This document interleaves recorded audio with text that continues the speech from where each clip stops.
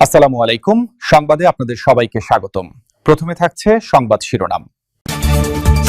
প্রথমেই জানিয়ে দিব, বিশ্ব অর্থনীতির লাইফলাইন সম্প্রতি পারস্য উপসাগরের কৌশলগতভাবে অত্যন্ত গুরুত্বপূর্ণ হরমুজ প্রণালীকে কেন্দ্র করে উত্তেজনা চরমে। এরপরেই জানিয়ে দিব, হরমুজ প্রণালীতে মার্কিন যুদ্ধজাহাজে একের পর এক বিধ্বংসী মিসাইল হামলা চালিয়েছে ইরান। তারপরেই জানিয়ে দিব, যুক্তরাষ্ট্র ইসরায়েলকে যুদ্ধে পরাস্ত করতে কোন ভয়ঙ্কর মিসাইল তৈরি করল ইরান। সর্বশেষ জানিয়ে দিব, ইরানের জন্য সবকিছু করতে প্রস্তুত রাশিয়া। সম্প্রতি একথা বলেছেন খোদ রাশিয়ার প্রেসিডেন্ট ভ্লাদিমির পুতিন। দর্শক, এতক্ষণ শুনছিলেন সংবাদ শিরোনাম। এখন জানাবো বিস্তারিত জানার আগে আপনি যদি চ্যানেলে নতুন হয়ে থাকেন তাহলে আমাদের চ্যানেলটি সাবস্ক্রাইব করুন, আর কোন জায়গা থেকে দেখছেন এবং শুনছেন তা কমেন্ট করে জানান। ভিডিওটি ভালো লাগলে একটি লাইক দিন। একটি সরু জলপথ, কিন্তু বিশ্ব অর্থনীতির মিউজিক লাইফলাইন। সম্প্রতি পারস্য উপসাগরের কৌশলগতভাবে অত্যন্ত গুরুত্বপূর্ণ হরমুজ প্রণালীকে কেন্দ্র করে উত্তেজনা চরমে। এই অবস্থায় সবথেকে বড় প্রশ্ন আসছে, হরমুজ প্রণালীর আসল কার্ড কার হাতে, ইরান নাকি যুক্তরাষ্ট্র? এই উত্তরটা এতটাও সহজ নয়। পারস্য উপসাগরের অত্যন্ত গুরুত্বপূর্ণ হরমুজ প্রণালীকে ঘিরে দুই পক্ষের কথার লড়াই, সামরিক প্রস্তুতি এবং কৌশলগত পাল্টাপাল্টি পদক্ষেপ সব মিলিয়ে পরিস্থিতি ক্রমেই জটিল হয়ে উঠছে। মার্কিন প্রেসিডেন্ট ডোনাল্ড ট্রাম্প সম্প্রতি দাবি করেছেন, মিউজিক এই দ্বন্দ্বে সব কার্ড এখন তার হাতে। সামাজিক যোগাযোগ মাধ্যমে উনো কার্ডের একটি ছবি পোস্ট করে তিনি মার্কিন শক্তির আত্মবিশ্বাস তুলেও ধরেছেন। একই সঙ্গে তিনি প্রজেক্ট ফ্রিডম নামে একটি নতুন সামরিক অভিযানের ঘোষণা দিয়েছেন, যার লক্ষ্য হরমুজ প্রণালীতে আটকে থাকা বাণিজ্যিক জাহাজগুলোকে নিরাপদে পার করে দেওয়া। অন্যদিকে ইরান এই দাবিকে সরাসরি উপহাস করেছে। তেহরান থেকে জানানো হয়েছে, যার হাতে সব কার্ড থাকে সেই আসলে হেরে যাচ্ছে। শুধু কথার লড়াই নয়, ইরানের আইজিসি হুঁশিয়ারি দিয়ে বলেছে, তাদের অনুমতি ছাড়া কোনো জাহাজ চলাচলের চেষ্টা করলে শক্তি প্রয়োগ করা হবে। বহুদিন ধরেই এই গুরুত্বপূর্ণ জলপথ কার্যত অচল হয়েছে, যার প্রভাব পড়েছে পুরো বিশ্বে। জ্বালানি তেলের দাম বেড়ে আকাশ ছোঁয়া, আর যুক্তরাষ্ট্রে পেট্রোলের দাম গ্যালন প্রতি $4.30 পৌঁছেছে। অর্থাৎ এই সংঘাত শুধু সামরিক নয়, অর্থনৈতিক চাপও বাড়িয়ে দিচ্ছে। এরই মধ্যে একটি মার্কিন যুদ্ধজাহাজে ইরানি ড্রোন হামলার খবর ছড়ালেও তা অস্বীকার করেছে যুক্তরাষ্ট্র। তবে বিশ্লেষকরা বলছেন, বিষয়টি অস্বীকার করা হলেও ঝুঁকি কিন্তু কমছে না। প্রতিরক্ষা বিশেষজ্ঞদের মতে, যুক্তরাষ্ট্রের সামরিক শক্তি নিঃসন্দেহে অনেক বেশি উন্নত ও শক্তিশালী, কিন্তু ইরান সরাসরি সংঘর্ষে না গিয়ে অপ্রতিসম। হরমুজ প্রণালীতে মার্কিন যুদ্ধজাহাজে একের পর এক বিধ্বংসী মিসাইল হামলা চালিয়েছে ইরান। তেহরানের কঠোর সতর্কতা উপেক্ষা করে কৌশলগতভাবে গুরুত্বপূর্ণ এই জলসীমায় প্রবেশের চেষ্টা করায় ভয়াবহ হামলা চালায় ইরানের প্রতিরক্ষা বাহিনী। আর এমন খবর সামনে আসার পর রীতিমতো দিশাহারা হয়ে পড়েছেন মার্কিন প্রেসিডেন্ট ডোনাল্ড ট্রাম্প।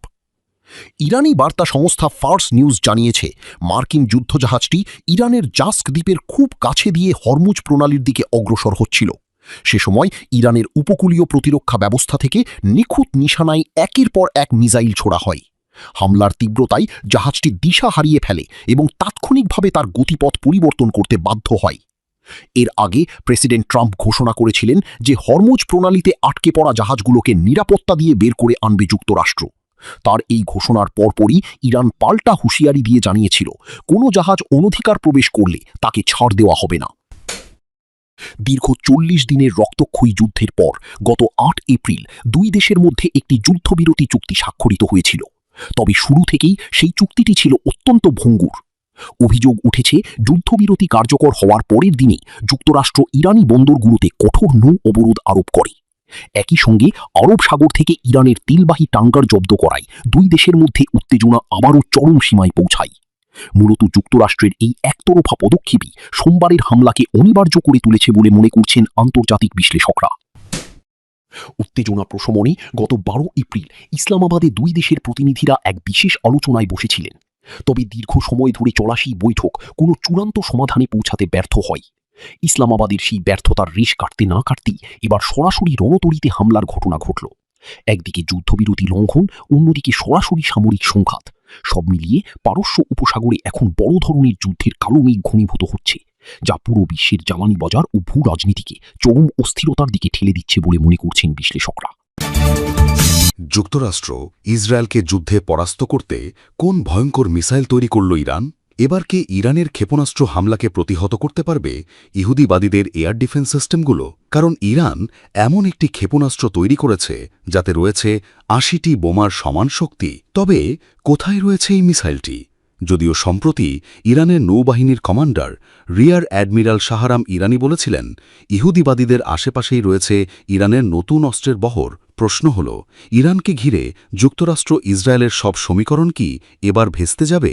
ইরানের বিরুদ্ধে ইহুদিবাদীদের সাম্প্রতিক যুদ্ধের পরপরই আন্তর্জাতিক বিভিন্ন সংবাদ মাধ্যম জানিয়েছিল যে তেহরানের কাছে রয়েছে ১৫,০০০ মিসাইল ও ৪৫,০০০ আত্মঘাতী ড্রোনের বিশাল বহর, যাকে ঘিরে চমকে যায় যুক্তরাষ্ট্র ও ইসরায়েল।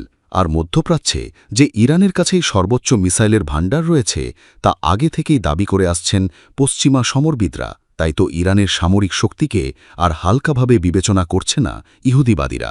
পারমাণবিক অস্ত্র তৈরির পথে রয়েছে ইরান। এই দাবিটিকে ঘিরেই দেশটির বিরুদ্ধে এখন পর্যন্ত বহুবার যুদ্ধে জড়িয়েছে যুক্তরাষ্ট্র ও ইসরায়েল, কিন্তু প্রতিবারই লজ্জাজনক পরাজয়ের গ্লানি মাথায় নিয়ে ইরানের বিরুদ্ধে যুদ্ধবিরতিতে যেতে বাধ্য হয়েছে ইহুদিবাদীরা। তবে উচিত শিক্ষা হয়তো এখনও পায়নি যুক্তরাষ্ট্র ও ইসরায়েল। তাই তো আবারও নতুন আগ্রাসনের ছক আঁকতে ব্যস্ত সময় পার করছে ইহুদিবাদীরা। যুক্তরাষ্ট্র ও ইসরায়েলের এমন ষড়যন্ত্রের মধ্যেই ইরানের পার্লামেন্টের জ্যেষ্ঠ আইন প্রণেতা হোসেন আলী হাজিদ আলী গানি বলেছেন, আমাদের সামরিক বাহিনীর কাছে এমন ক্ষেপণাস্ত্র রয়েছে যা ৮০টি বোমা বা পৃথক ওয়ারহেডে বিভক্ত হতে পারে। এমন ১০টি মিসাইল একসাথে নিক্ষেপ করলে তা ৮০০টি বোমার সমান শক্তি প্রদর্শন করতে সক্ষম হবে। যুক্তরাষ্ট্র কিংবা ইসরায়েলের কাছে থাকা কোনো এয়ার ডিফেন্স সিস্টেম আমাদের মিসাইলগুলোকে আটকাতে পারবে না। ৫ মে এক প্রতিবেদনে বিষয়টি নিশ্চিত করেছে যুক্তরাজ্য ভিত্তিক সংবাদ মাধ্যম ইরান ইন্টারন্যাশনাল। তবে কি নতুন করে আবারও যুদ্ধ লাগতে চলেছে? ইরানের পারমাণবিক ও ক্ষেপণাস্ত্র কর্মসূচিকে যখন ধ্বংস করতে ব্যর্থ ইহুদিবাদীরা, ঠিক তখনই তেহরানের নিয়ন্ত্রণে থাকা হরমুজ প্রণালীর দখল নেবার জোর চেষ্টা চালাচ্ছে মার্কিন প্রশাসন। এ নিয়ে সম্প্রতি ইরান বন্দরের দিকে যুদ্ধ জাহাজও পাঠায় যুক্তরাষ্ট্র।